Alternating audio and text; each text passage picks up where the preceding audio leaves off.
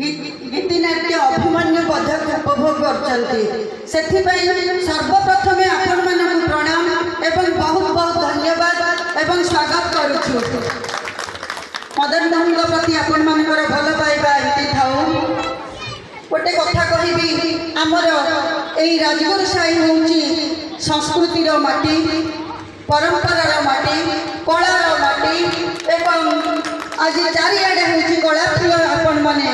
तेणु यही कलार माटी आमर आज जो गीतिनाट्य आमर कलाकार माने करिसंती से बहुत बहुत धन्यवाद स्वागत करुछि। समय टिके डेरी हो जाइतिला, कौनसी गोटे अनिवार्य कारणवशत रही जाइतिले। ताकर जो आसीथिले मेकअप मंडली सेथिबाई से माने आमर कलाकार माने 6टा बेलू आसी जाइतिले, किंतु आमर मेकअप मंडली जो टिके रही जाइतिला। तथापि 6टा बेलू आमर सब भक्त माने एठारे उपस्थित होई कला को एठी उपभोग करथुले।